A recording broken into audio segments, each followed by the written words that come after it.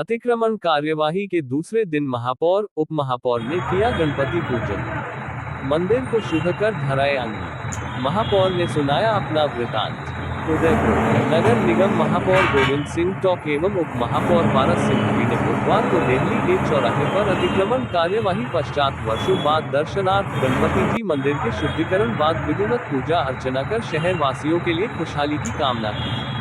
नगर निगम उप महापौर एवं स्वास्थ्य समिति अध्यक्ष पारस सिंघवी ने बताया कि मंगलवार को दिल्ली गेट पर निगम द्वारा की गई ऐतिहासिक कार्रवाई के बाद कई मंदिर दर्शनार्थ प्रकट हुए। इसी में मुख्य मार्ग पर गणपति जी का मंदिर स्थित है। मंगलवार को कार्यवाही के बाद बुधवार को पूरी तरह शुद्धिकरण किया गया। पुजारी द्वारा पूरे विधि विधान से गणपति जी को माली पन्ना और सिंदूर की आगि धराई गई। महापौर गोविंद सिंह टाक स्वयं ने प्रथम पूज्य गणपति जी की पूजा अर्चना कर आरती की। इस दौरान वहां क्षेत्र वासियों और राहगीरों का मजमा लग गया। महापौर ने सभी दर्शनार्थियों को प्रसाद के रूप में लड्डू बांटे। महापौर ने सुनाया वृतांत। बुधवार को दिल्ली गेट पर गणपति जी की पूजा अर्चना के पश्चात महापौर ने अपने पूर्व समय का स्मरण करते हुए कहा कि बाल्यकाल में जब वह अपने पिताजी के साथ राजसमंद से आते थे तब बस द्वारा इसी स्थान पर उतरकर यहाँ गणपति जी को भोग लगाकर ही अपने घर की तरफ प्रस्थान करते थे। लेकिन आसपास किए गए अतिक्रमण के कारण गणपति जी को छुपा दिया गया था, जो नगर निगम द्वारा की गई कार्यवाही में फिर से प्रकट हुए हैं। उप महापौर ने फिर की शहरवासियों से अपील, निगम का करे सहयोग।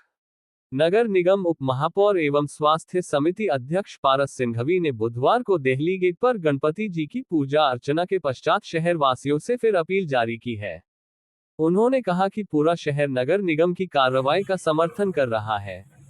हम एक बार फिर अपील करते हैं कि शहर में जिन्होंने स्थायी या अस्थायी अतिक्रमण कर रखा है वो स्वयं अपने स्तर पर अतिक्रमण हटाकर नगर निगम का सहयोग करें अथवा नगर निगम द्वारा की जाने वाली कार्रवाई में अपना सहयोग देवे, जिससे आसानी से कार्यवाही को संपूर्ण किया जा सके।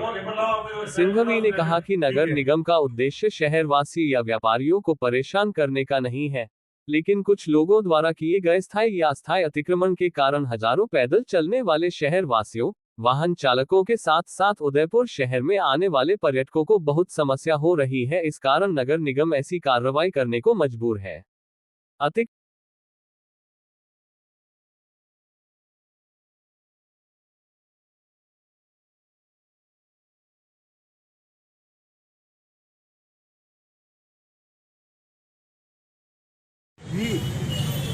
हम जब कानपुर से आते थे, हमारे पिताजी की पोस्टिंग कानपुर थी, हम रहने वाले धोनी वावड़ी थे, तो हमेशा ट्रेन से आते थे।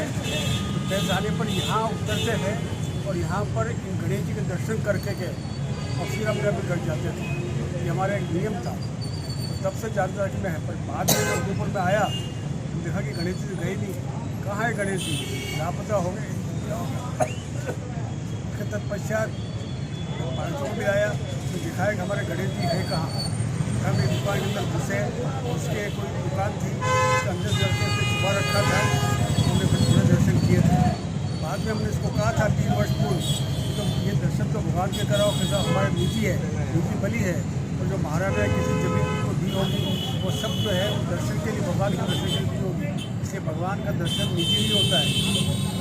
और पता नहीं, पर अब जो हमको लगा ये तो इतना सारा इन्फोर्समेंट पार कर रखा था, हटा दिया। और कल से आप देखेंगे, कल देख चुके होंगे आप लोग बात, यहाँ पर आप विराजमान होंगे और सामने सड़क को पक्की कर दी। अब किसी को कोई भी दर्शन में अड़चन नहीं होगी।